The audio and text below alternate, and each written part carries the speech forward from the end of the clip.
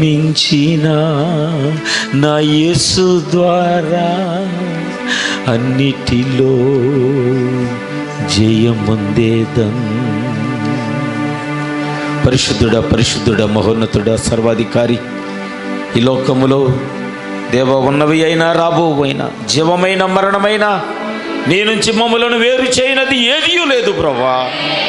నువ్వు మా పక్షమై నిలబడి ఉన్న దేవుడవు, ఇక్కడ సంఘముతో నిలబడి ఉన్న దేవుడవు, ఈ కుటుంబాలతో నిలబడి ఉన్న దేవుడవు నా తండ్రి. అయ్యా, ఎవరూ కూడా తప్పిపోకుండా, ఎవరు నా తండ్రి బుద్ధి లేని కన్యకల వల్లే నిర్లక్ష్యం లేకుండా, అయ్యా ప్రతి క్షణము కూడా అయ్యా సిద్ధపాటు కలిగిన జీవితాన్ని కలిగి నీతో నడుచుట సహాయం చేయండి. చదవబడిన సంఖ్యాకాండము లేఖనముని చేతులకు అప్పగించున్నాను.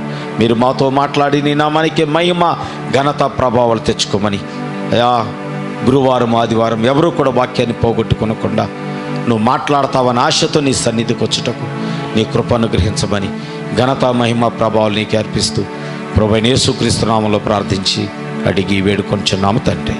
ఆమేన్. దయచేసి కూర్చుందామండి.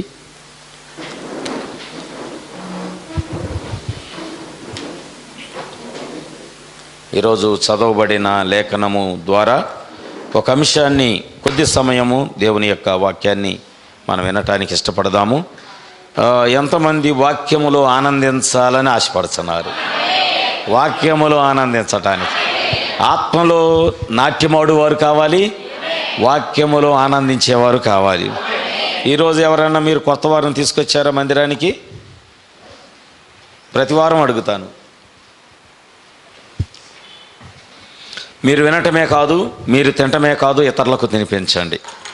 మీరు దేవుళ్ళు ఆనందించటమే కాదు, ఇతరులను కూడా దేవుళ్ళు ఆనందించేవారిగా మీరు చెయ్యండి. ఎందుకంటే బైబిల్లో దేవుని యొక్క క్రమం అదే. దేవుడు అలాగే చేశాడు, శిష్యులు అలాగే చేశారు, అపోస్తులు అలాగే చేశారు, దేవునికి సాక్షిగా నిలబడిన వారు కూడా అందరూ అలాగే చేశారు. వారు దేవుణ్ణి రుచి చూడటమే కాదు, కానీ ఆ రుచిని ఇతరులకు చూపించి వారిని దేవుని యొద్దకు నడిపించారు. Praise the lord. కనుక అట్టి ఆత్మను మీరు కలిగి ఉంటారని నేను నమ్ముచున్నాను. అందరు ఎక్కడే ఉన్నారా? రైట్, మంచిది. ఈరోజు నా అంశం ఏమిటంటే విమోచనలో గల సంపూర్ణమైన సంతోషము. ఈ అంశం ద్వారా దేవుడు మనతో మాట్లాడుతున్నాడు. Redemption in completeness in joy. విమోచనలో గల సంపూర్ణమైన సంతోషము. దీనికి ముందుగా నేను అపోస్తుడైన పౌలు చెప్పిన ఒక శ్రేష్టమైన మాట మీ దృష్టికి తేవాలనుకుంటున్నాను. ఆ మాట ఏమిటి అంటే ఎఫెసీయులకు రాసిన పత్రిక 4వ అధ్యాయము 11-12 వచనాల్లో ఒక స్పష్టమైన మాట రాయబడి ఉంది. దాన్ని మీరు చూడగలిగితే బాగుంటుందని నేను అనుకుంటున్నాను.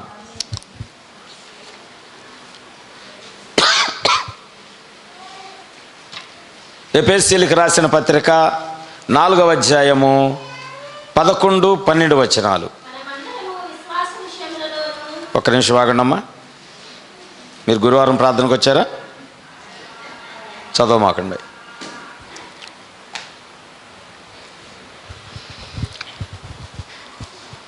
నేను చదువుతాను, జాగ్రత్తగా వినండి. ఈ రోజు నుంచి అన్ని నియమాలు పాటించబడతాయి. జాగ్రత్తగా విందాం. ఇక్కడ ఎఫెసీయులకు రాసినటువంటి పత్రిక, గురువారం రాని వాళ్ళు ఎవరు వాక్యం చదవద్దు కనుక మరొకసారి నేను చెప్తున్నాను. 11-12 వచనాల్లో మనమందరము విశ్వాస విషయములోను దేవుని కుమారుని గూర్చిన జ్ఞాన విషయములోను ఏకత్వము పొంది. ఈ మాట గుర్తుపెట్టుకోండి. ఏంటంట ఏకత్వం అంటే అర్థం ఏంటి? అందరిది ఒకే మనస్సు. ఈ మాట గుర్తుపెట్టుకోండి. రెండవది, సంపూర్ణ పురుషుల మగు వరకు, అనగా క్రీస్తునకు కలిగిన సంపూర్ణతకు సమానమైన సంపూర్ణత కలవారమగు వరకు ఆయన ఎలాగూ నియమించెను. సంపూర్ణతకు సమానమైన సంపూర్ణత. ఈ రెండు మాటలు. ఒకటి ఏకత్వము. అమ్మా చూశారు కదా బైబిల్లో. ఒకటి ఏకత్వం అంటే ఇక్కడ నేను ఏ మనసు కలిగి ఉన్నానో మీరు అదే మనసు కలిగి ఉండాలి. ఆమేన్. ఒకవేళ ఇక్కడ దేవుని యొక్క పరిశుద్ధాత్మ మండుచుద్దా, మీరు మండుచున్న వారై ఉండాలి. పరిశుద్ధాత్మ గంతులేస్తుందా, మీరు కూడా గంతులు వేసేవారై ఉండాలి. Praise the lord. పరిశుద్ధాత్మ స్వస్థపరచడానికి వస్తే మీరు స్వస్థపరచబడేవారై ఉండాలి. సంపూర్ణతకు సమానమైన సంపూర్ణత. ఎలాంటి సంపూర్ణత? క్రీస్తునకు కలిగిన సంపూర్ణత. మహేష్ అన్నవా? క్రీస్తునకు కలిగిన సంపూర్ణత, దానికి సమానమైన సంపూర్ణత మనం కలిగి ఉండాలంట. దాని అర్థం ఏంటి? పౌలు చెప్పాడు, మీరు క్రీస్తును పోలి నడుచుకోవాలి.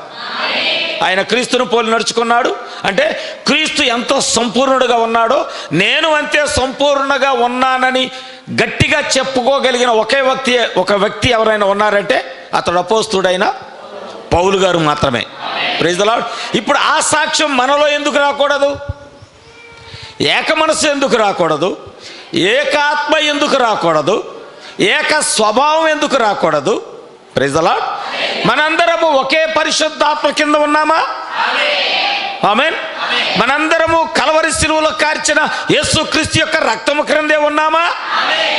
ఒక రక్తమా, లేకపోతే నీకొక రక్తం నాకొక రక్తమా? పరిశుద్ధాత్మ ఒకటా రెండా? Praise the lord. పరిశుద్ధాత్మ ఒకటే. ఆమేన్. ఒకానొక దినమందు నాకేదో జ్ఞాపకం వస్తుంది, మీకు చెప్పాలనుకుంటున్నాను. ఒకానొక దినమందు అదే పరిశుద్ధాత్మ మరియమ్మను కమ్ముకున్నప్పుడు గర్భములో దేవుడు వెంటనే శిశువును పెట్టాడు. అవునా? పరిశుద్ధాత్మతో నింపబడిన మరియా యేసును గర్భము ధరించింది. ఆమేన్. ప్రభువును కన్న తర్వాత మరలా ఆమెకు పరిశుద్ధాత్మ అవసరమయ్యింది. ఆమేన్. ఆమేన్. ఆ పరిశుద్ధాత్మ వేరు, ఈ పరిశుద్ధాత్మ వేరు కాదు. ఈ రెండు పరిశుద్ధాత్మలు ఒకటే. ఆమేన్. ఆమేన్. మరియను కమ్ముకున్న పరిశుద్ధాత్మ అదే. పెంతుకోస్తు దినమందు మరియ మరలా పరిశుద్ధాత్మను పొందుకోవడానికి శిష్యులతో పాటు వెళ్ళింది. ఆ పెంతుకోస్తు దినమందు పొందుకున్న పరిశుద్ధాత్మ కూడా అదే. రెండు పరిశుద్ధాత్మ లేదు, ఒకే ఒక పరిశుద్ధాత్మ ఉన్నది. దేవునికి మహిమ కలుగును గాక. ఈరోజు నేను కొన్ని విషయాలు మీ హృదయంలో పెట్టాలని ఆశపడుచున్నాను. ఒకటి, రక్తము ద్వారా విమోచన. రెండవది, శక్తి ద్వారా విమోచన. ఈ మాటలు మైండ్లోకి వెళ్ళనివ్వండి. ఎక్కడికి వెళ్ళిందంటే ఎక్కడికి వెళ్ళిద్ది, ఎక్కడికి వెళ్ళిందంటే ఇకపోదు, ఎక్కడికి వెళ్ళిందంటే ఇటు వెళ్ళిపోద్ది. కానీ ఎక్కడికి వెళ్ళిందంటే ఈ మైండ్ నేరుగా నీ హృదయంలో తీసుకెళ్ళిద్ది. Praise the lord. హల్లెలూయా. అందుకే వాక్యము నీ హృదయంలో ఉండాలి. నేను కొన్ని విషయాలు, ప్రవక్త చెప్పినటువంటి కొన్ని విషయాలు మీ ద్వారా నేను తేవాలనుకుంటున్నాను. విమోచించబడిన వారిలో సంపూర్ణమైన సంతోషం ఉంటుంది. ఆమేన్. మొన్న కబడ్డీ పోటీలు జరిగినాయి ఇక్కడ మన ఊరిలో. గెలిచిన వాళ్ళు ఎంత కేకలేశారు? అది సమయం చూసారా? మధ్యరాత్రి, రాత్రులు 2 అయింది, 12 అయింది, 1 గంట అయింది, 11 అయింది. ఒక టీం గెలవగానే ఆ టీం వాళ్ళందరూ ఏం చేశారండి? చెప్పాలి, మీరు మాట్లాడాలి. ఆ టీం వాళ్ళందరూ ఏం చేశారు? ఒక విజయము రాగానే నేను అరుస్తున్నానని ప్రక్కనోడు ఏమని అనుకుంటాడని అనుకోని అరిశాడా? లేకపోతే నేను అరిస్తే పక్కన వాళ్ళు నవ్వుతారు అని అనుకొని ఏమన్నా ఆగిపోయాడా? చెప్పాలా? ఆమేన్. హల్లెలూయా. జయించిన వాడు సంపూర్ణమైన సంతోషంతో ఉంటాడు. నువ్వు క్రీస్తులో కూడా అలాగే ఉండాలి, దేవునిలో అలాగే ఉండాలి. నువ్వు సంపూర్ణమైన విజయాన్ని సాధించినప్పుడు ఇక్కడ నేను ఆమెను చెప్తే ఎవరన్నా అనుకుంటారేమో అంటే నువ్వు ఇంకా గెలవలా. నేను హల్లెలూయా అని చెబితే నన్ను చూసి ఎవరైనా నవ్వుతారేమో అంటే ఇంకా నీలో విజయం రాలా. Praise the lord.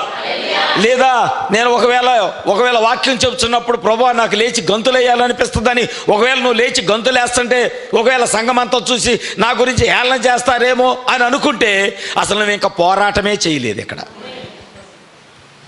అవును, మన మెసేజ్ ఇచ్చి ఎట్లుండో బయట దేశాల్లో ఎలా ఉంటాయంటే సేవకుడు చెబుతుంటే పరిగెత్తుకొచ్చేస్తారు పులిపీడి దగ్గరికి. పులిపీడి దగ్గరికి వచ్చి praise the lord brother, God bless you, God bless you, God bless you, మంచి మాట చెప్పారు మాకని హృదయంలో ఉప్పొక్కుతూ ఉంటుంది వాళ్ళకి. సంఘములో అలాంటి ఉత్సాహం రావాలి, సంఘములో అలాంటి ఆనందం రావాలి. నేను ఒక చిన్న స్టోరీ చెప్తాను. ప్రవక్త చెప్పిన స్టోరీ. నాకు ఆ కథలు రావు, కానీ ప్రవక్త చెప్పిన మాట నేను మీకు చెప్పాలనుకుంటున్నాను. ఏమిటా మాట తెలుసా? ఒక దినమందు 2 రైతులు ఉన్నారు. జాగ్రత్తగా వినండి. ఇద్దరు రైతులు ఉన్నారు. ఒక రైతు బాగా ధనవంతుడు, మరొక రైతు పేదవాడు. ఒక రైతు సోమరిపోతు, ఒక రైతు జ్ఞానం కలిగిన వాడు. జాగ్రత్తగా వినండి. అంటే ఇక్కడ వీళ్ళల్లో ఎవరి వల్లే మీరు ఉండాలనుకుంటున్నారో నిర్ణయాలన్నీ మీయే. ఇక్కడ సంఘంలోకి వచ్చాక వాక్యము మాట్లాడిన తర్వాత నిర్ణయాలు మీయే. బలవంతంగా దేవుడు నీ మీద బండ పెట్టడు, బలవంతంగా భక్తి రుద్దడు. ఆమేన్. నేనేమి బలవంతం చేయడు, కానీ వాక్య ప్రకారం లేకపోతే తాట తీస్తాడు. ఇదైతే ఖచ్చితం. కాబట్టి నిర్ణయం అనేది నీదై ఉండాలి. Praise the lord. హల్లెలూయా. చూడండి, ఇక్కడ ఇద్దరు రైతులు ఉన్నారు. ఇద్దరు రైతులు, ఒకడేను బలవంతుడు, ఒకడు బలహీనుడు, ఒకడు సోమరి, ఒకడు మంచివాడు. రైట్. ఇద్దరికి పొలాలు ఉన్నాయి. అయితే ఒక రైతు ఏం చేస్తున్నాడంటే తాను కావలసినటువంటి ఆ పశువులకు కావలసిన మేతను ఎల్లప్పుడూ సిద్ధపరచుకునేవాడు. ఇప్పుడు వరిగడ్డి వాములు ఉన్నాయి. మనం ఏం చేస్తామండి, పంట పండిన తర్వాత వరిగడ్డ అంతా తీసుకొచ్చి మనకున్న పశువులను బట్టి పెద్దవామో చిన్నవామో వేసుకొని ఆ పశువుల కొరకు గడ్డిని మనం సిద్ధపరచుకుంటాం. అవునండి. అయితే ఇక్కడ ఒక సోమరి రైతు ఉన్నాడు. అతనికి కూడా పశువులు ఉన్నాయి, కానీ అతడు తన యొక్క ఆ పశువుల శాలలో, ఆ పశువుల దొడ్డిలో ఎలాంటి మేతను సిద్ధపరచుకోలేదు. కొన్ని రోజుల తర్వాత ఈ ఇద్దరు రైతుల ఇళ్లలో 2 దూడలు పుట్టాయి, 2 ఆవు దూడలు పుట్టాయి. ఈ 2 ఆవు దూడలు పుట్టిన తర్వాత అవి లేచి కాస్త నడుస్తున్న తర్వాత ఈ ఇద్దరు రైతులు పొలానికి బయలుదేరారు. వారు వెళుతూ ఏం చేశారంటే వారు పశువుల పాక అంటే ఆ గడ్డిని సిద్ధపరిచేటటువంటి దొడ్డి ఏదైతే ఉంటుందో ఆ దొడ్డిలోకి ఆ సోమరి అయిన రైతు ఆ దూడను తీసుకెళ్ళి వదిలేశాడు. జాగ్రత్త విందాం. వెంకాయ వింటున్నావా? సోమరి అయిన రైతు ఆ దూడను తీసుకెళ్ళి ఆ యొక్క గడ్డి ఉండ ఆ దొడ్డిలో వదిలేశాడు. ఈ బుద్ధి కలిగిన వాడు కూడా తన దూడను తీసుకెళ్ళి ఆ గడ్డి ఉండే దొడ్డిలో వదిలేశాడు. అయితే ఈ సోమరి ఎలాంటి గడ్డిని సిద్ధపరచలేదు. అక్కడ కేవలం కలుపు మొక్కలే పెరిగాయి. అతడు తన పశువుల కొరకు ఆహారాన్ని అతడు సిద్ధపరచలేదు, ఎలాంటి మేతను సిద్ధపరచలేదు. ఎందుకంటే అతడు సోమరి. అతడు ఎలాంటి వాడంటే అన్ని హంగులు కలిగిన వాడు, మంచి హోదా కలిగిన వాడు, మంచి దాన్ని ఏమంటారు, ఒకవేళ సంఘాల లెక్క ఆ దొడ్డిని సంఘాల లెక్క తీసుకుంటే, ఒకవేళ ఆ రైతుని పాస్టర్గా తీసుకుంటే ఆ పాస్టర్కి అన్నీ ఉన్నాయి. కారులు ఉన్నాయి, విమానాలు ఉన్నాయి, పెద్ద పెద్ద బిల్డింగులు ఉన్నాయి, ఇంకా కావలసినంత ఆస్తి ఉంది, మంచి షూటు కోట్లు ఉన్నాయి, చాలామంది పనివారు ఉన్నారు.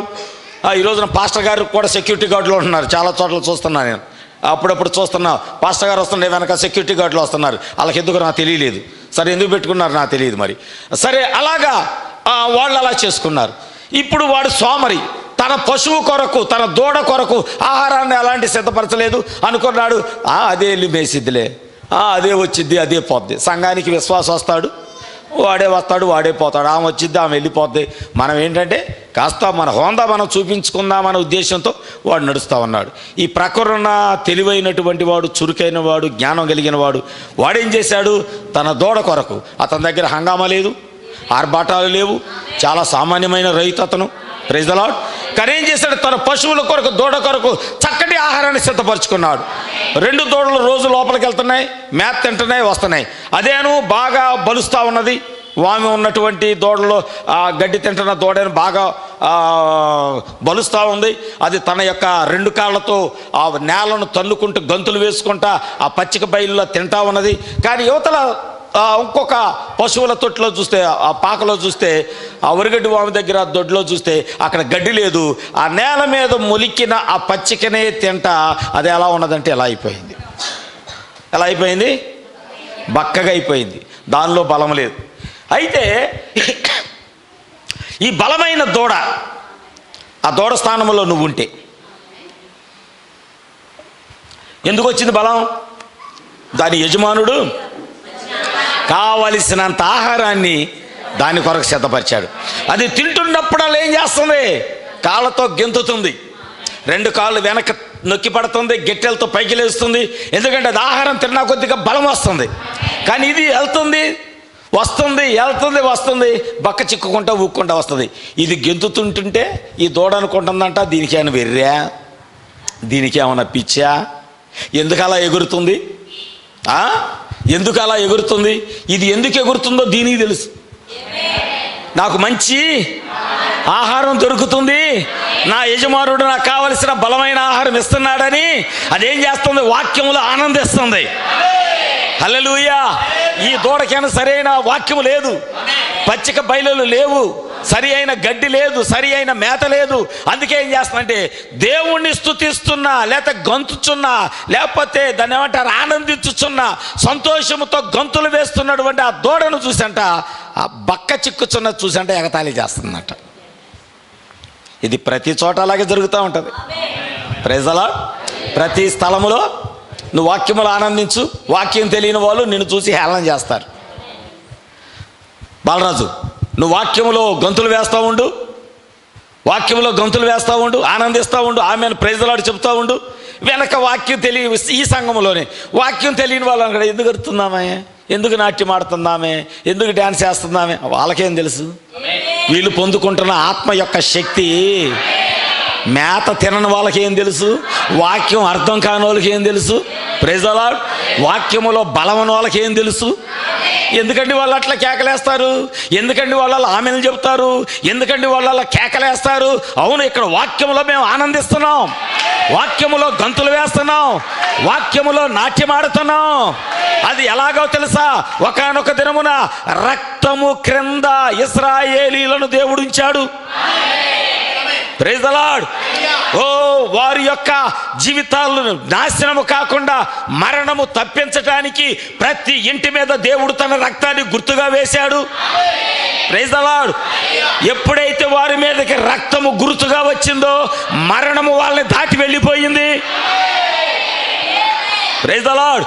నీ మీద యేసు రక్తము లేకపోతే ఖచ్చితంగా మరణము నిన్ను తాకిద్ది, మరణము నిన్ను వెంటాడిద్ది, మరణము తన లోకానికి నిన్ను తీసుకెళ్ళిద్ది. కానీ ఎప్పుడైతే నువ్వు రక్తము క్రింద ఉంటావో మరణము నిన్ను దాటి వెళ్ళిపోతాయి. దేవునికి మహిమ కలుగునుగాక. ఆయన రక్తము ద్వారా తన సంఘాన్ని, ఇశ్రాయేలీలను దేవుడు విమోచించాలనుకున్నాడు. Praise the lord. ప్రవక్త అంట వారానికి ఒక్కసారి నిర్గమకాండం చదువుతాడంట. వారానికి ఒక్కసారి అయినా ఆయన ఎక్సోడ్స్ నిర్గమకాండం అనే ఆ గ్రంథాన్ని చదువుతూ ఉంటాడంట. కారణం ఏంటో తెలుసా? అది ఈ కాలం యొక్క స్థితిగతులను కూడా ఆ గ్రంథం తెలియజేస్తూ ఉంటుంది అంటున్నాడు ఆయన. Praise the lord. ఎందుకంటే ఆ రోజున రక్తము ద్వారా విమోచించడానికి జాగ్రత్తగా వినాలండి, జాగ్రత్తగా వినాలి. నీ మరణం ఎక్కడ తప్పించబడిందో దేవుడు మాట్లాడుచున్నాడు. నీకు స్వస్థత ఎలా కలిగిందో దేవుడు ఇక్కడ మాట్లాడబోతున్నాడు. Praise the lord. హల్లెలూయా. రక్తము ద్వారా దేవుడు విమోచించాలనుకున్నాడు. ఎలాగా ఆయన అనుకున్నాడు? ఎప్పుడైతే శ్రమలు వచ్చి పడ్డాయో, దేవుని ప్రజలైనటువంటి వారు ఐగుప్తులో ఎప్పుడైతే నివాసం చేస్తున్నారో, ఐగుప్తు అంటే ఏమిటి? లోకము. అవునా? ఐగుప్తు అంటే సౌందర్యము, ఐగుప్తు అంటే అలంకరణ. అవునా? నువ్వు ఎప్పుడైతే ఇందులో ఉంటావో నువ్వు ఐగుప్తులో ఉన్నావు. Praise the lord. దేవుని బిడ్డలకు గుణమే అలంకరణ. దేవుని బిడ్డలకు మంచి మనసే అలంకరణ. దేవుని బిడ్డలకు మంచి స్వభావం, మంచి మాట, మంచి చూపే దేవుడు నీకు ఇచ్చిన అలంకరణ. ఈ అలంకరణ కాదండి, ఈ అలంకరణ కాదు. నేను అండమాన్ వెళ్ళినప్పుడు ఒక ఆమె, నేను షిప్లో ఎక్కాను మరొక ప్రాంతంలోకి, మరొక కొండ దగ్గరికి వెళ్ళాలంటే మళ్ళీ సముద్రంలో మళ్ళీ ఇంకో షిప్ ఎక్కాలి. నేను షిప్ ఎక్కాను, స్థలం లేదు, కూర్చోడానికి స్థలం లేదు. జస్ట్ ఒక 3 కిలోమీటర్లు ఉంటుంది, ఇక్కడ నుంచి వెళ్ళలేరంత దూరం ఉంటుంది. అయినా సరే షిప్లోనే వెళ్ళాలి, ఎందుకంటే మధ్యలో సముద్రం ఉంటుంది కాబట్టి. ఇప్పుడు అక్కడ ఎక్కగానే 2 ఆడవాళ్ళు ఎక్కారు. వాళ్ళు ఏం చేశారంటే షిప్ ఎక్కిన తర్వాత ఎక్కడి నుంచి మరలా మెట్లు ఉంటాయి, పైకి వెళ్ళి నిలబడి వచ్చారన్నమాట. సరే నేను పైకి వెళ్ళలేదు, ఎందుకంటే జస్ట్ 10 గంటలో దిగిపోతాం కదా అని చెప్పేసి నేను పైకి ఎక్కలేదు. అయితే ఆ మెట్ల మీద 2 ముసలోళ్ళు కూర్చున్నారు. నేను వాళ్ళకి వెళ్ళి చూస్తూ ఉన్నాను. వాళ్ళు బంగారం పెట్టారండి ఇక్కడ, దరిదా ఒక 50 గ్రాములు ఉంటుంది అనుకుంటా. ఈ చెవు ఇక్కడికి వచ్చి తగులుతుంది, ఈ చెవు ఎక్కడికి వచ్చింది, మేక చెవుల్లాగా. ఆ ఆడవాళ్ళ చెవుల్లాగా లేవు. వాళ్ళ మధ్యలో కన్నము, మనం గారెలేస్తాం చూసే చక్రాలు అంతున్నాయి ఈ మధ్యలో. ఈ చెవుకి కన్నము ఇది ఇలాగ తోలులాగా ఏలాడుతుంది, ఇది ఇక్కడ తోలులాగా ఏలాడుతుంది. మళ్ళీ వాళ్ళ నోట్లో పెద్ద పెద్ద కిల్లీలు. ఇక ఎలా ఉంటారో ఆలోచించుకోండి, వాళ్ళ ఆకారం ఎలా ఉంటుందో ఆలోచించుకోండి. పొళ్ళన్నీ ఎర్రగా, నోరంతా ఎర్రగా. వాళ్ళిద్దరు మాట్లాడుకుంటున్నారు. నోట్లో నుంచి అప్పుడప్పుడు పడతా ఉంది. నేను వాళ్ళకెళ్ళి చూస్తూ ఉన్నాను, ప్రభా ఏంటి వీళ్ళ అవతారం, ఏంటి ఇలా ఆకారం అని. వాళ్ళు పెట్టుకున్నటువంటి ఆ రింగులు ఏవైతే ఉన్నాయో ఆ బరువుకి చెవులు కిందకి సాగి కన్నం పెద్దదయ్యింది. చూడండి, అది కాదు అలంకరణ. ఒకరోజున అది నీ శరీరాన్ని గాయపరిచింది. ఆమె ఇప్పుడు దేవుడు ఏం చెప్పాడు? నాకు వెళ్ళానండి, చూడండి ఆడవాళ్ళు చూడండి, మగవాళ్ళ సంగతి వదిలేయండి, మగవాళ్ళకి విడుదల ఇవ్వాలనుకుంటున్నా, బంగారం కొను అనే వాళ్ళకి మీకు విడుదల ఇవ్వబోతున్నా. ఇంకా మీ ఇంట్లో మాట మాట్లాడరు, అయ్యి అదిగోను ఇదిగోనని. ఎందుకంటే అహరోను ఏం చేశాడు? గ్రేస్ అక్క నువ్వు చెప్పు, అహరోను ఏం చేశాడు తెలుసా? అబ్బాయి నీకు అహరోను తెలుసా? మోషే అన్నయ్య, మోషే సహోదరుడు. ఏం చేశాడు? ఇశ్రాయేలు దగ్గర ఉన్న బంగారం అంతా తీసుకొని దాన్ని విగ్రహం చేశాడు. ఏం చేశాడు? కోత పోసి ఒక దూడం చేశాడు. అవునా? ఇప్పుడు నీ బంగారం నీకు విగ్రహం కదా. అది ఎక్కడ బంగారం? ఐగుప్తులో నుంచి తేబడిన. అందుకే దేవుడు అన్నాడు, ఐగుప్తును ఒక్కదాన్నే కాదు శపించింది, ఐగుప్తు దేవతలందరినీ శపించాడు దేవుడు. ఇప్పుడు నువ్వు ధరించేదంతా శాపగ్రస్తమైనదే. శపించిన దాన్ని వేసుకొని తిరుగుతున్నావు, నీవు శపించిన దాన్ని అలంకరణగా వేసుకొని తిరుగుతున్నావు. దేవుడు శపించింది నీ ఒంటి మీద వేసుకుంటున్నావు, నువ్వు దాన్ని బట్టి నువ్వు శాపగ్రస్తురాలు అవుతున్నావు. నువ్వు అనుకోవచ్చు నేను ప్రార్థనకి వెళ్తున్నాను కానీ నువ్వు శాపగ్రస్తురాలువే. ఎందుకంటే దేవుడు నీ బిడ్డలు నీకు విగ్రహం కాకూడదు, నీ భర్త నీకు విగ్రహం కాకూడదు, నీ భార్య నీకు విగ్రహం కాకూడదు. నీ హృదయములో ఏది కూడా లోకానికి సంబంధించింది ఏది కూడా నీకు విగ్రహం కాకూడదు. విగ్రహం అయిందా దేవుని యొక్క శాపాన్ని నువ్వు పొందుకొని ఉన్నట్లే ఖచ్చితంగా. ఎందుకంటే దేవుడు నా బైబిల్ చెప్తుంది, ఐగుప్తును ఒక్కదాన్నే కాదు ఐగుప్తులో ఉన్న దేవతలందరినీ శపించాడు దేవుడు. రైట్. మోషే ప్రతి ఇంటి మీద రక్తం గుర్తుగా ఉండాలి అనగానే వెంటనే యెహోషువ ఏం చేశాడు? వారి కొరకు ఒక గొర్రెను బలి ఇచ్చి ఆ రక్తాన్ని తీసుకొని ప్రతి ఇంటి తలుపు నిలువు కమ్మి మీద అడ్డకమ్మి మీద ఆయన ఏం చేశాడు? రక్తమును గుర్తుగా వేశాడు. Praise the lord. ఆ ఇళ్ళ మీద ఏ ఇళ్ళ మీద రక్తము గుర్తు లేదో ఆ ప్రతి ఇంటిలోకి మరణదూత వెళ్ళాడు. ఆమేన్.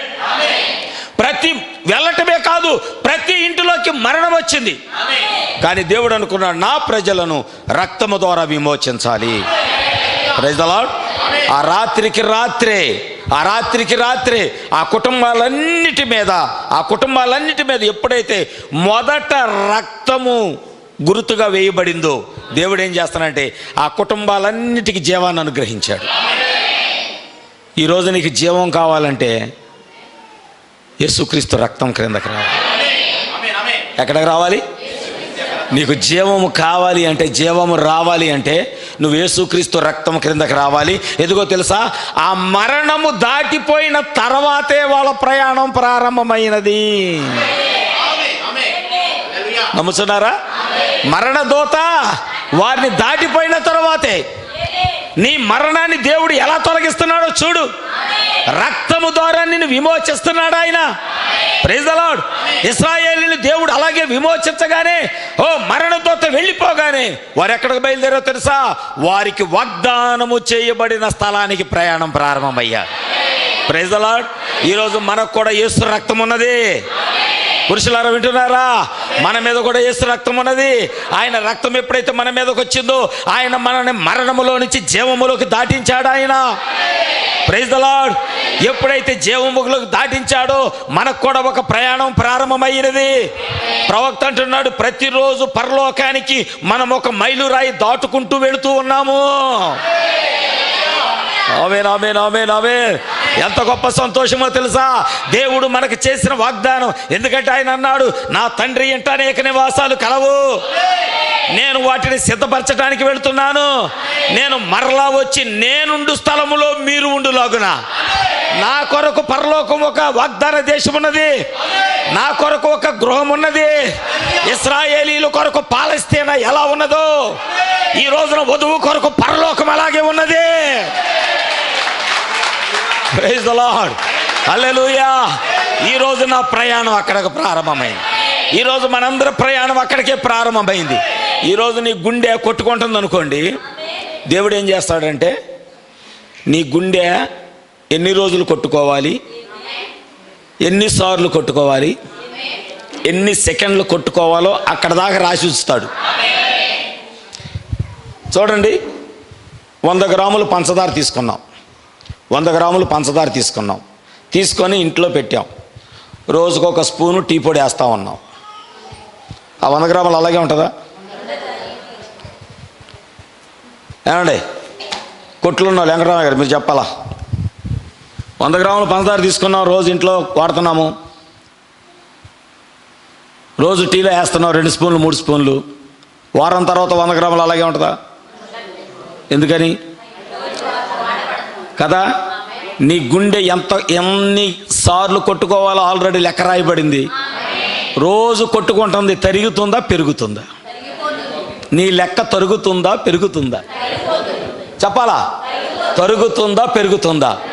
ఈరోజు దాటిందంటే నీ లెక్క కొద్దిగా తగ్గినట్టే. అంటే ఇప్పుడు మనం ఎక్కడికి సమీపమవుతున్నాం? వాగ్దాన దేశములోకి దగ్గరగా వెళ్తున్నాం. Praise the lord.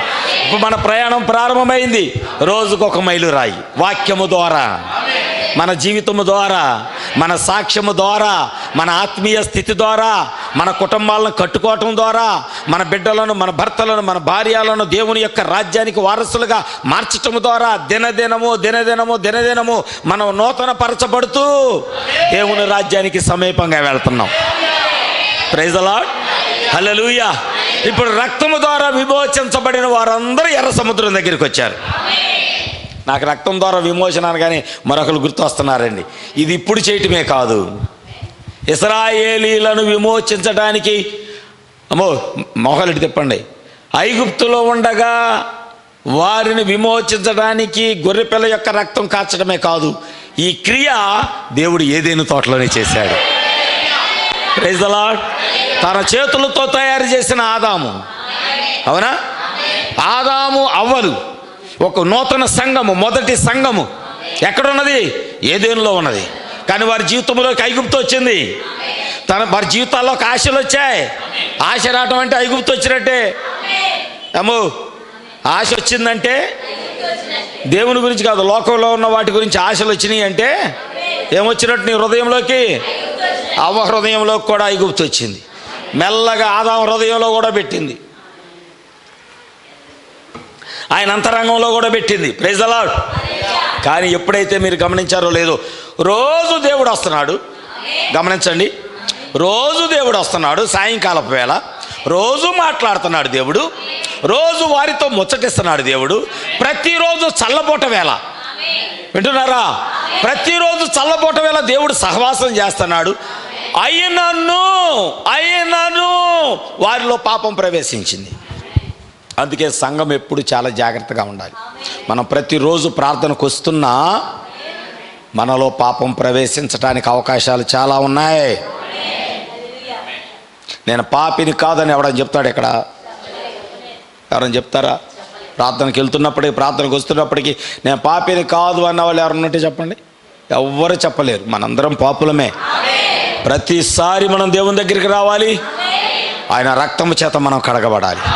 ప్రభువా నేను పాపిని అని ఒప్పుకోవాలి. మన స్వభావం మార్చుకోవాలి, మన చూపు మార్చుకోవాలి, మన మాట మార్చుకోవాలి. Praise the lord. మన హృదయాన్ని మార్చుకోవాలి. అప్పుడే నువ్వు దేవునిలో ఆనందించగలవు.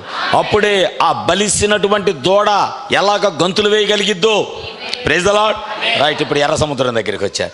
ఎర్ర సముద్రం దగ్గరికి వచ్చాక జాగ్రత్తగా విందాం. ఎర్ర సముద్రం దగ్గరికి వచ్చారు. ఇప్పుడు దేవుడు ఏమనుకుంటున్నాడంటే తన శక్తి చేత విమోచించాలనుకుంటున్నాడు. ఇందాక రక్తము ద్వారా విమోచించాలనుకుంటున్నాడు.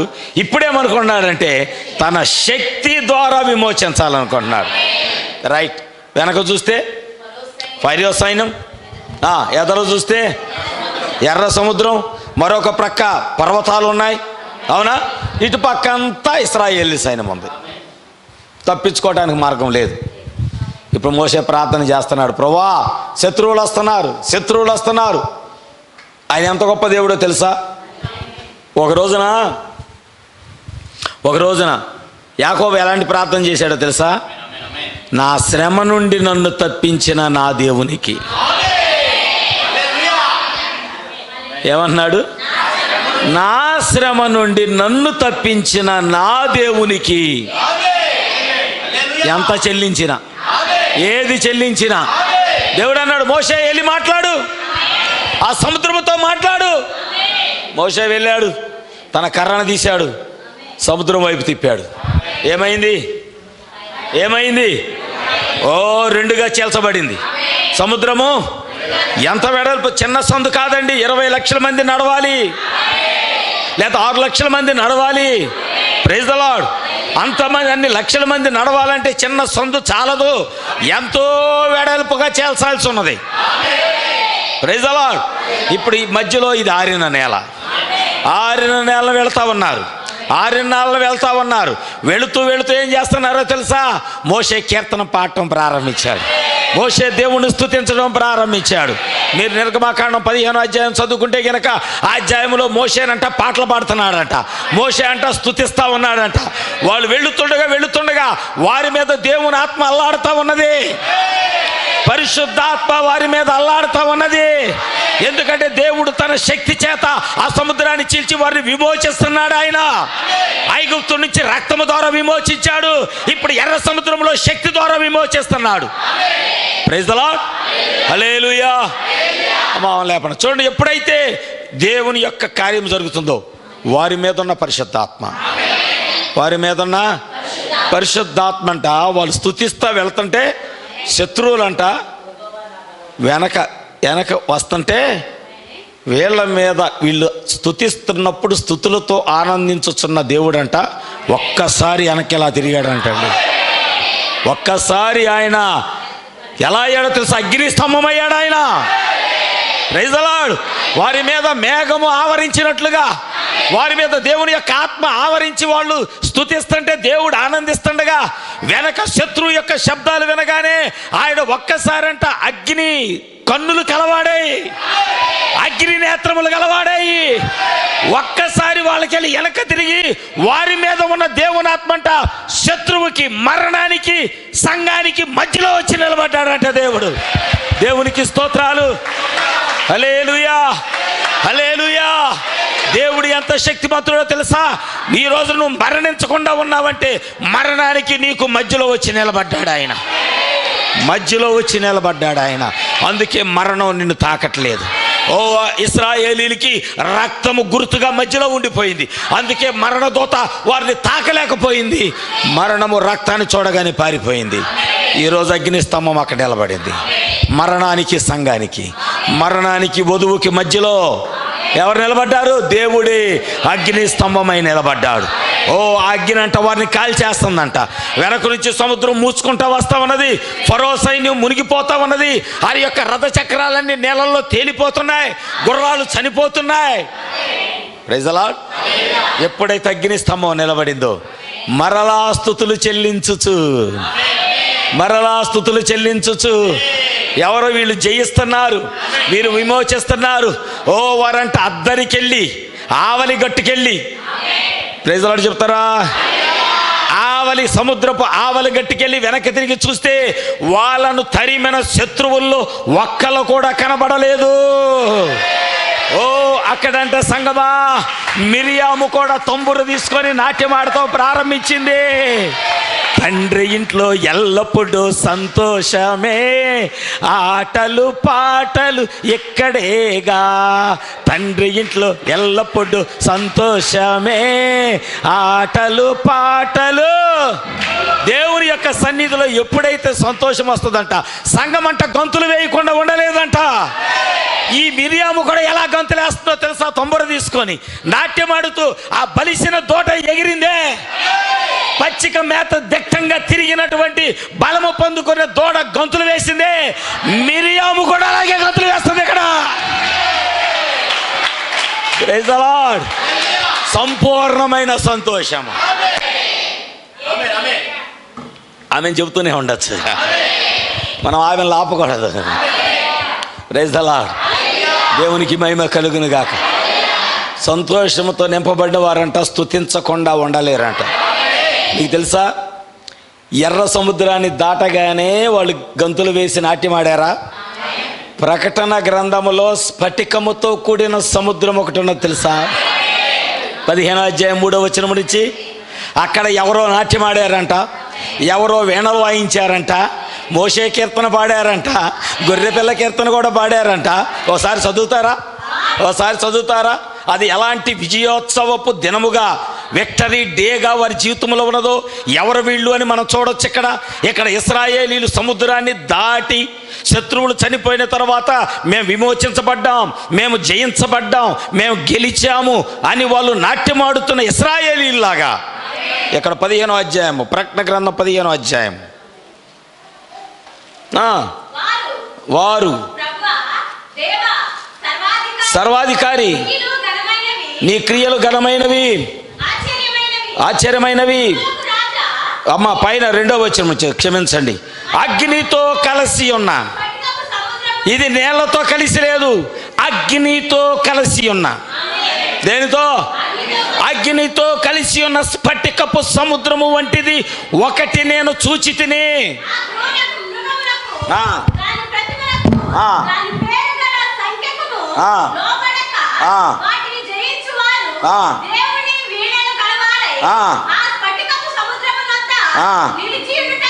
చూచి తిని వారు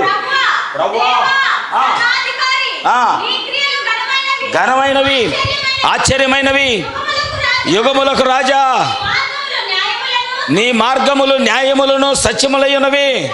ప్రభువా, నీవు మాత్రము పవిత్రుడవు, నీకు భయపడని వాడెవడు, నీ నామమును మహిమపరచని వాడెవడు, ప్రత్యక్షపరచబడ్డవు గనుక జనులందరూ వచ్చి నమస్కారం చేసేదరని చెప్పాను. మోషే కీర్తనయు గొర్రెపిల్ల కీర్తనయు పాడుచున్నారు. నిర్గమ 15లో మోషే పాడుతున్నాడు మొదటి వచనములో. అవునండి, ఇక్కడ జయించిన వారు, విమోచించబడిన వారు, ఆ స్ఫటికపు సముద్రము, అది అగ్నితో కూడి ఉన్న ఆ సముద్రాన్ని చూశాడు.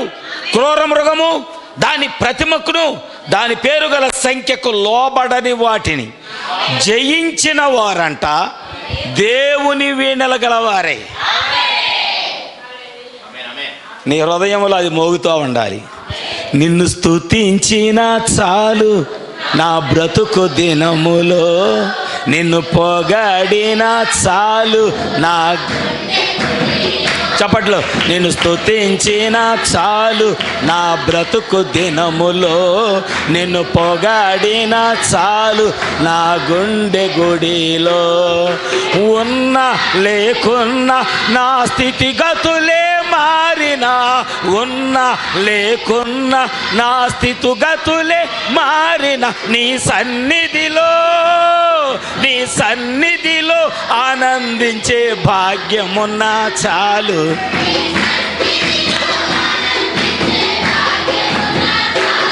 నిన్ను స్తుతించిన నా బ్రతుకు దినములో, నిన్ను పొగాడిన చాలు నా గుండె గుడిలో, నిన్ను స్తుతించిన చాలు.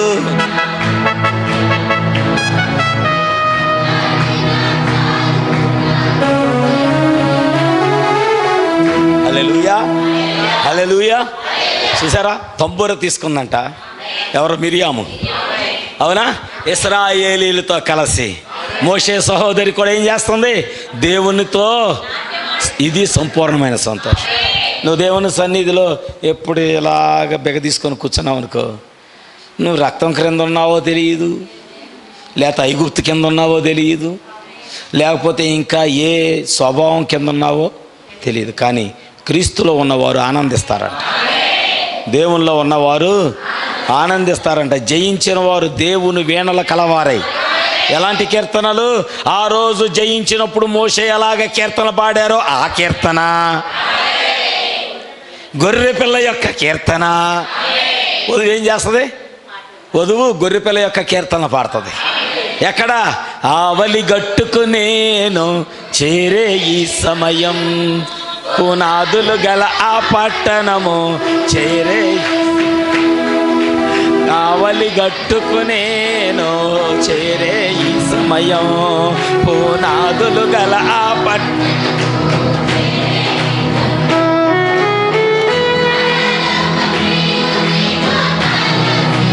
ఆమేన్ ఆమేన్.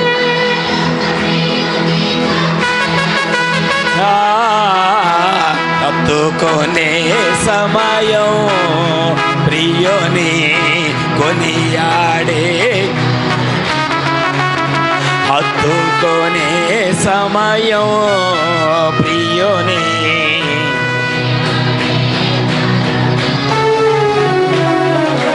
ఆవలి గట్టుకునేను చేరే ఈ సమయం, పునాదులు గల ఆ పట్టణము. హల్లెలూయా. నువ్వు కూడా జయించటము యొక్క రుచి ఎప్పుడైతే నీకు తెలుస్తుందో అప్పుడు వాక్యంలో గంతులేస్తావు, వాక్యంలో ఆనందిస్తావు. వాక్యంలో ఎలా ఉంటావో తెలుసా? నిజంగా మీరు గమనించారో లేదో, ఆదాము అంత సహవాసం చేసినా తన జీవితంలోకి పాపం రాగానే దేవుడు ఏమన్నాడు? అది తిని దినమున నిశ్చయముగా నీవు చచ్చేదవని దేవుడు నరునికి ఆజ్ఞ. అది ఏంటండి? కానీ దేవుడు ఏం చేస్తాడో తెలుసా? మరణం అనేది ఒక ఆజ్ఞగా ఇచ్చాడు, నువ్వు చనిపోతావని. కానీ ఎప్పుడైతే ఏదేని తోటలో దేవుడు గొర్రె పిల్లను బలిగా అర్పించి రక్తము కార్చాడో, ఆదాము యొక్క మరణము రక్తము ద్వారా విమోచించబడినది. ఆమె మీరు ఎప్పుడైనా గమనించారా?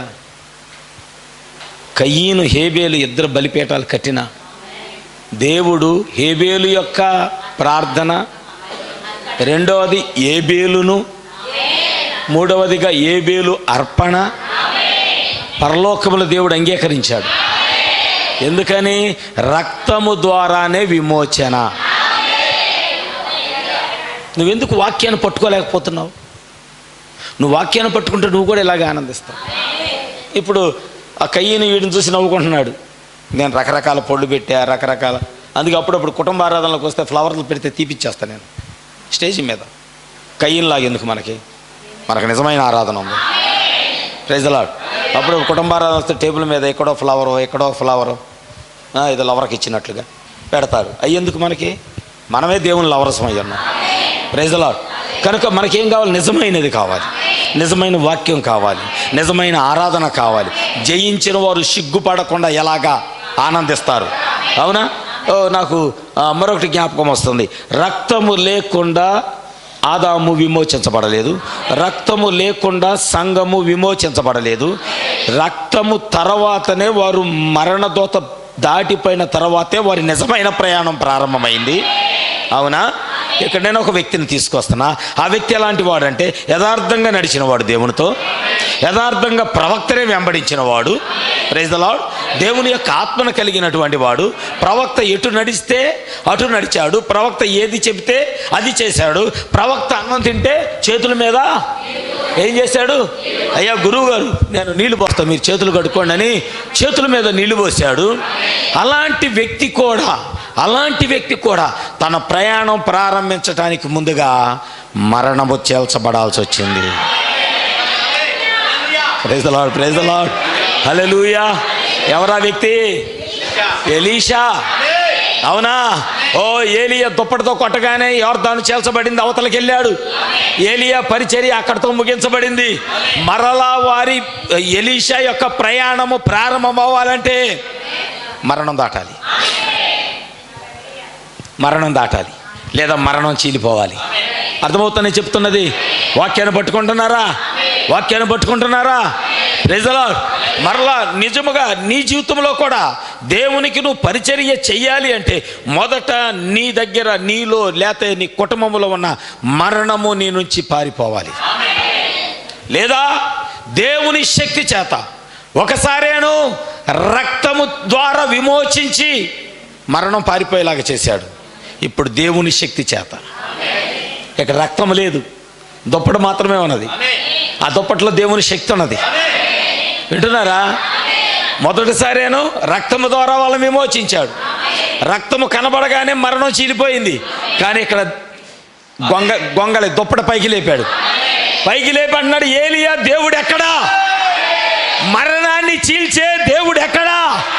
విమోచించే దేవుడు ఎక్కడా? ఆయన చెబితే మరణమే పారిపోతుంది. ఆమేన్.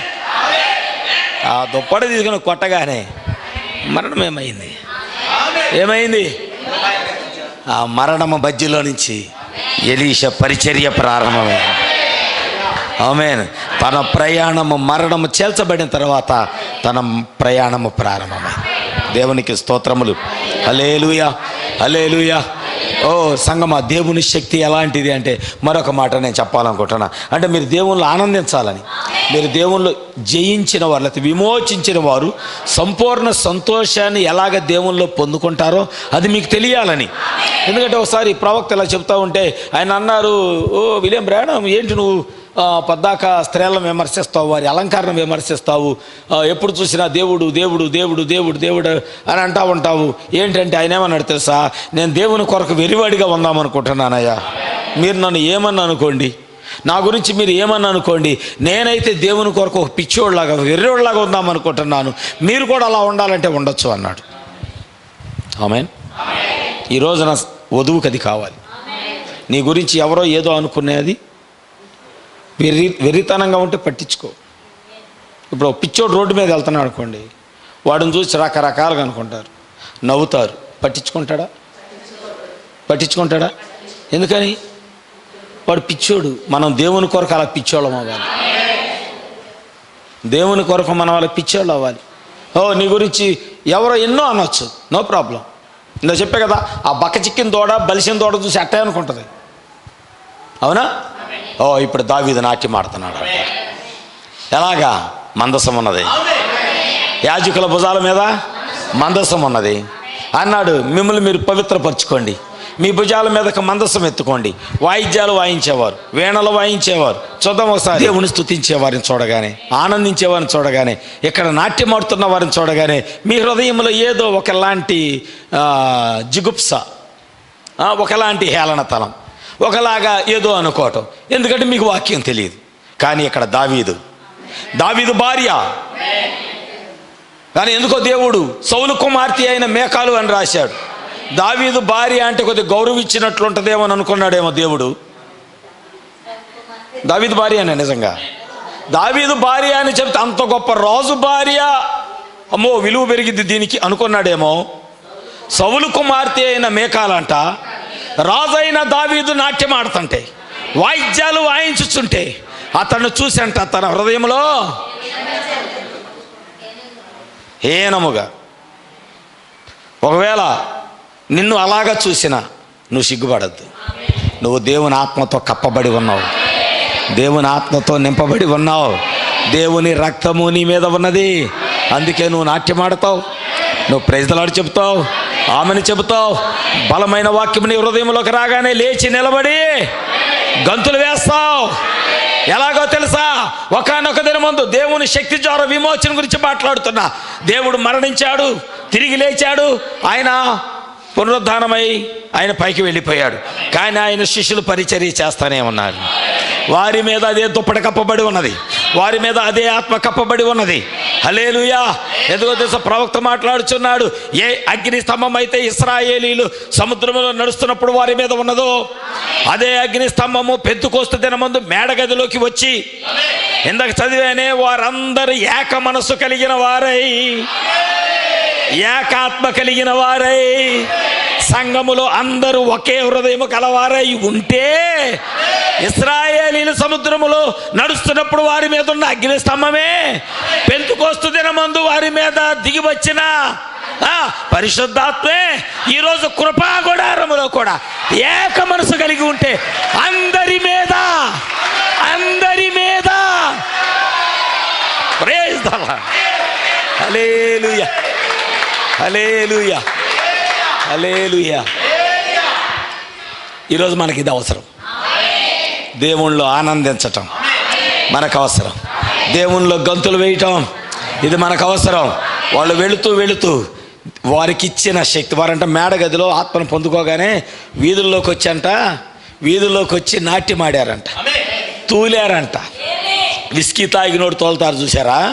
విస్కీ తాగినోడు తూలినట్లుగా. వింటున్నారు అందరూ? ఓ రమ్ము తాగినోడు ఊగినట్లుగా మరియమ్మ కూడా తాగిందంట పరిశుద్ధాత్మ శక్తిని. పరిశుద్ధాత్మతో నింపబడిన మరియమ్మ కూడా అలాగే ఊగుతుందంట. తాగుబోతులు ఎలా ఊగుతారో అలా ఊగుతుంటే బయట నుంచి వచ్చిన వాళ్ళని ఏమైంది లేక పొద్దున్నే ముందు కొట్టారు వీళ్ళు. కొత్త సారాయం తాగారా? కదులుపాలో కొత్త సారాయం తయారు చేస్తున్నారా? మరి ఎందుకు అలా చర్చిలో అట్లా అరుస్తారు? ఎందుకు వాళ్ళు అలా కేకలేస్తారు? ఓ నిజంగానే ఇక్కడ కొత్త ద్రాక్ష రసం ఉన్నది. ఇక్కడ కొత్త పరిశుద్ధాత్మ శక్తి మనల్ని బలపరుస్తుంది. ఆ పరిశుద్ధాత్మ శక్తి మనలోకి రాగానే ఒక నూతన ఉత్సాహము, ఉద్యమము మనలో రేకెత్తుతుంది. ప్రజలా ఆ ఆత్మను పొందుకున్న వాళ్ళంట ముగ్గురు వెళ్తున్నారంట. 38 సంవత్సరాలుగా ఒకడబడు, లేకపోతే రోజు తీసుకొచ్చి వాడిని అక్కడ కూర్చోబెడతారు. వాళ్ళు దేవుని శక్తిని వాడటం ప్రారంభించారు, దేవుని శక్తిని ఉపయోగించడం ప్రారంభించారు. వాళ్ళు అంటున్నారు మా దగ్గర ఒకటే ఉన్నది, దేవుని శక్తి ద్వారా విమోచన, దేవుని శక్తి ద్వారా విడుదల. దేవుని ఎందుకంటే చూడండి, చెప్తా తర్వాత ఇది తర్వాత చెప్తాను, ఏదో గుర్తొచ్చింది నాకు. అక్కడ వాళ్ళు మాట్లాడుతున్నారు, మా దగ్గర ఒకటి ఉంది, అది ఇస్తాం, తీసుకుంటావా? యేసుక్రీస్తు నామములో లేచి నిలబడి, యేసుక్రీస్తు నామములో దేవుని యొక్క శక్తిని వాళ్ళు వాడారు. దేవుని శక్తిని వాడగానంట వాడు లేచి, బైబిల్ ఏం చెప్తుంది? వాడు నడుస్తూ, గంతులు వేస్తూ, స్తుతిస్తూ, పాడుతూ దేవుని ఆలయములోకి వెళ్ళాడు ఆయన. గట్టిగా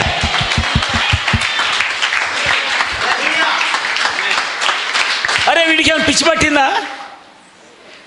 నిన్నగా పిచ్చోళ్ళలాగా ఉన్నాడు అడుక్కునేవాడు, వీడికి ఏమైనా పిచ్చి పట్టిందా?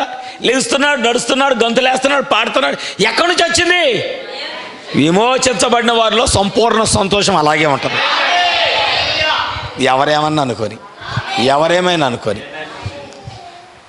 పాలస్తీనాలో గొర్రెల కాపర్లంట, జాగ్రత్తగా ఈ మాట చెప్పి నేను ముగిస్తాను, 11 అవుతుంది. పాలస్తీనాలో గొర్రెల కాపర్లు వాళ్ళు ఎప్పుడు ఒక సంచిని కలిగి ఉంటారంట. ఆ సంచి ఎలాంటిదంటే ఎప్పుడు తేనె ఉండే సంచి. గొర్రెలకు తేనె అంటే బాగా ఇష్టం, గొర్రెల తేనె బాగా నాకుతాయి అంట. ఈ గొర్రెల కాపరి గొర్రెలకు జబ్బు చేసినప్పుడు ఆయన ఏం చేస్తాడంటే, అడవిలో ఒక పిండి రాయి ఉంటుంది, అడవిలో ఒక పిండి రాయి లాంటి ఉంటుంది. ఆ రాయిలో ఒక స్వభావం ఉంది. ఆ స్వభావం ఏంటంటే రోగాన్ని తగ్గించే గుణం, రోగాన్ని తగ్గించే గుణం. ఇప్పుడు ఈ కాపరి సంచి నిండా తేనె ఉంది, మన చేతిలో చేతి నిండా వాక్యం ఉన్నట్లుగా ఈ వాక్యము తేనె అనుకుందాం. ఈ వాక్యము దావీదు అన్నాడుగా, జుంటి తేనె దారల కంటే మధురమైనది నీ వాక్యం. ఆమె ఇప్పుడు మనం కూడా ఒక సంచి కలిగి ఉన్నాం, పరిశుద్ధాత్మ, ఇందులో వాక్యం ఉన్నది. ఆమె ఇప్పుడు ఈ వాక్యాన్ని చేత పట్టుకున్నాం. అయితే ఇప్పుడు ఈ బండలో స్వస్థపరిచే, రోగాన్ని తగ్గించే గుణం బండలో ఉంది. ఇప్పుడు ఏం చేయాలి? కాపరి ఆ జబ్బు పడిన గొర్రెను ఆ బండ యొద్దకు నడిపించాలి. నడిపించి అది బండను నాకమంటే నాకదు. ఇప్పుడు నీకు వాక్యం తెలిస్తేనే పరిశుద్ధాత్మలో ఆనందించడం అంటే ఏంటో తెలిసింది, అంతేగా? ఇప్పుడు మీకు తెలిసింది కదా, దావీదు ఎందుకు నాట్యమాడాడో తెలిసింది. ఆ స్వస్థపరచబడిన వాడు గంతులేస్తూ పాడుతూ దేవుని మందిరంలోకి ఎలా వెళ్ళాడో తెలిసింది. మిరియాము ఎందుకు నాట్యమాడిందో వాళ్ళకి తెలిసింది. ఆమె ఇప్పుడు నీకు కూడా పరిశుద్ధాత్మ శక్తిని పొందుకోవాలంటే తెలియాలిగా. ఆమె డైరెక్ట్గా పొందుకోండి. పెంతుకోస్తోళ్ళు ఏం చేస్తారు? రాగానే అంటారు, అనగానే ఇక వాళ్ళు అరుపులు అరవాలి, భాషలు మాట్లాడాలి. అదేమంటే దేవుడు వాళ్ళ మీద ఊది. ఒకసారి నా దగ్గర పెంతుకొస్తే ఆయన వస్తే నేను అడిగాను, సార్ అసలు మీరు వాక్యానుసారంగా లేరు, మీరు పరిశుద్ధాత్మ ఎట్లా వచ్చిందండి అన్న. అంటే బాప్తిసం వాళ్ళు యేసుక్రీస్తు నామంలో తీసుకోరు కదా పెంతుకొస్తోళ్ళు, తండ్రి కుమార పరిశుద్ధాత్మ నామంలో బాప్తిసం తీస్తారు. మీ బాప్తిసమే సరైంది కాదు కదండి, అసలు మీకు వాక్యానుసారంగానే బాప్తిసం లేదు, మీ మీద పరిశుద్ధాత్మ వచ్చిందంటే అది నటన, యాక్టింగా, లేకపోతే ఏంటి వేషధారణ అడిగితే అదేంటండి యేసు ప్రభు వాళ్ళ మీదకి పరిశుద్ధాత్మను ఎట్లా ఊది అటు ఊదాడంట. అంటే సంఘం మీద కూడా పాస్టర్ గారు మైక్ పట్టుకొని ఇప్పుడు మీరేమవ్వాలి? వచ్చిద్దా? ఆ రాయిలో స్వస్థపరిచే గుణం ఉంది. ఓ గొర్రె వచ్చి నాకంటే నాకిద్దా? తేనె తేవాలి, తేనె తేవాలి, ఆ బండ మీద పొయ్యాలి. తేనె అంటే గొర్రెకి ఇష్టం, వాక్యం అంటే వధువుకి ఇష్టం. Praise the lord. ఇప్పుడు మనం ఏం చేయాలి? ఈ వాక్యాన్ని తీసుకొని క్రీస్తు అనే బండ మీద పెట్టాలి. ఆమేన్. ఈ వాక్యాన్ని తీసుకొని క్రీస్తు అనే బండ మీద పెడితే ఆయనలో ఒక గుణం ఉన్నది, అది పరిశుద్ధాత్మ గుణలక్షణం అయి ఉన్నది. ఆ రాయి, పిండి రాయిలో స్వస్థపరిచే గుణం ఎలాగ ఉన్నదో ఇక్కడ పరిశుద్ధాత్మను పొందుకునే గుణము క్రీస్తు అనే బండలో ఉన్నది. ఈ వాక్యం అంటే మనకిష్టము. వాక్యము ద్వారా మనం ఎప్పుడైతే బండ మీద పెడతామో ఆ క్రీస్తులో నుంచి పరిశుద్ధాత్మ వచ్చి మనకు కావలసిన కార్యాలన్నీ క్రీస్తులో ఉన్న సంపూర్ణతకు సమానమైన సంపూర్ణత దేవుడు మనకి ఇస్తున్నాడు.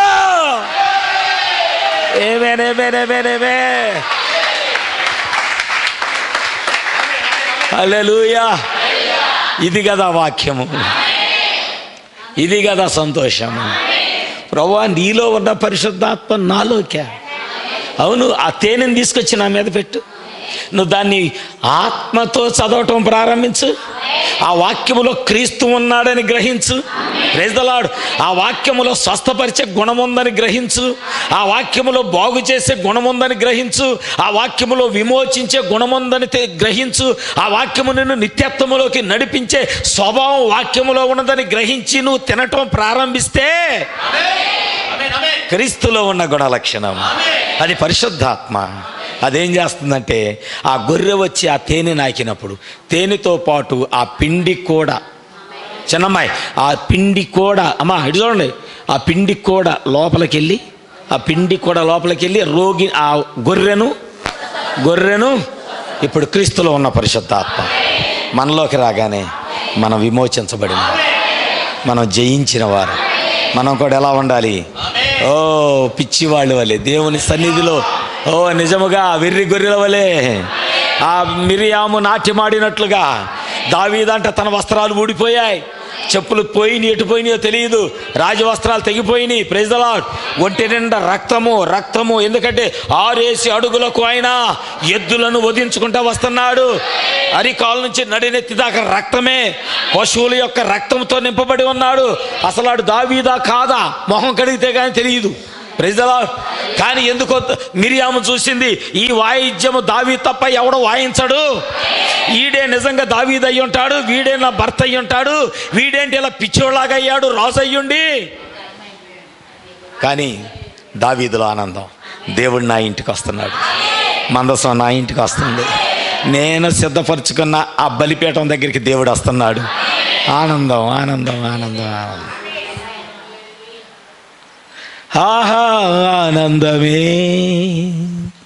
యేసుతో జీవితం, ప్రియుని సన్నిధానములో నా ఆనందమే.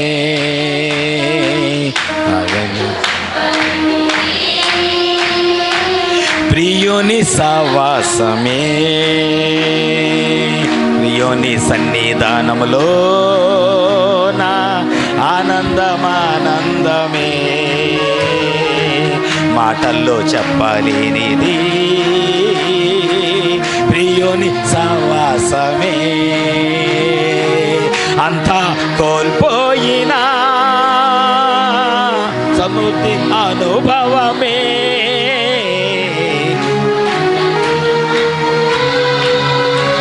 ప్రియుడున్నాడనే అంతా కోల్పోయినా సమృద్ధి అనుభవమే.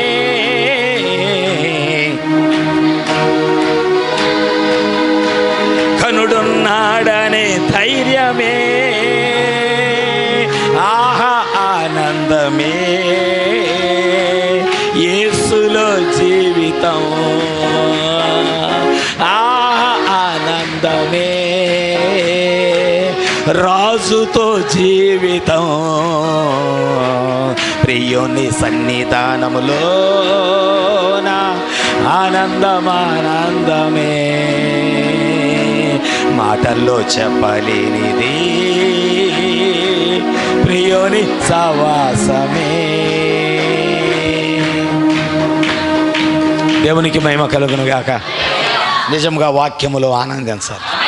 మన మందిరానికి వచ్చామంటే నేను పచ్చిక గల చోట్లకు దేవుడు నన్ను నడిపిస్తున్నాడు, నాకు మంచి వాక్యం దొరుకుతుంది, తృప్తి ఉండాలి. అప్పుడు నువ్వు కేకలేస్తావు, గంతులేస్తావు, ఆనందిస్తావు. ఒక్కరోజు కూడా వాక్యాన్ని పోగొట్టుకోవటానికి నువ్వు ఇష్టపడవు. ఎప్పుడు ఆ రుచి నీకు తెలిసినప్పుడు, ఆ రుచి నువ్వు అనుభవించినప్పుడు, ఆ రుచిని నువ్వు తిని నువ్వు వాక్యములో బలిసినప్పుడు, ఒక్కరోజు కూడా ఎందుకు పోగొట్టుకోవాలి? నేను ఆ తేనెను ఎందుకు పోగొట్టుకోవాలి? నాలో ఇంకా చాలా బలహీనతలు ఉన్నాయి ప్రభు, నాకు ప్రతిరోజు ఆ తేనె కావాలి. ఎందుకంటే ఆయన అన్నాడు, మోషే నువ్వు వెళ్ళి ఆ బండతో నువ్వు మాట్లాడు, అది తెలుగులో ఉంది నీళ్ళనిచ్చునని, కానీ ఇంగ్లీష్లో ఏముందో తెలుసా? అది నా నీళ్ళనిచ్చును. Read the English. Numbers 20th chapter. మొదట మనం చదువుకున్న లేఖన భాగం సంఖ్యాకాండం 20వ అధ్యాయం 7వ వచనమా ఏమనుంది? And it shall give forth his water, and it shall give forth his water. ఆయన నీళ్ళనిచ్చును. నువ్వు ఇలా బండతో మాట్లాడితే బండ నీళ్ళు ఇవ్వటం కాదు, ఆయన నీళ్ళనిచ్చిన. బండలో ఏదో ఉంది, ఆ పిండి రాయిలో ఏదో ఉంది, ఇప్పుడు మన మధ్య ఉన్న క్రీస్తులో ఏదో ఉన్నది, అది మనకు కావాలి. ఆ మోషే ఎప్పుడైతే కర్రతో కొట్టాడో 2 సార్లు, అది అంట ఆయన నీళ్ళనిచ్చిందంట. నీళ్ళు ఇవ్వగానే వాళ్ళు తాగి, వారి పశువులు, వారి మేకలు, వారి ఎద్దులు, సమాజము, సంఘమంతా తాగి ఆనందించి కేకలు వేశారు. నీకు ఆ సంతోషం దొరికినప్పుడు నువ్వు కూడా అలాగే క్రీస్తులో ఆనందిస్తావు. క్రీస్తులో ఉన్న సంపూర్ణతకు సమానమైన సంపూర్ణతకు సమానమైన ఎప్పుడు వస్తుంది? క్రీస్తులో ఉన్న పరిశుద్ధాత్మే వాళ్ళు ఏక మనసు కలిగి ఉండగానే పెంతెకోస్తు దినమందు ఆయనలో ఉన్న సంపూర్ణత సంఘములోకి వచ్చింది. ఈరోజు ఆ సంఘములో ఉన్న సంపూర్ణత వధువులోకి వచ్చింది. ఆమేన్.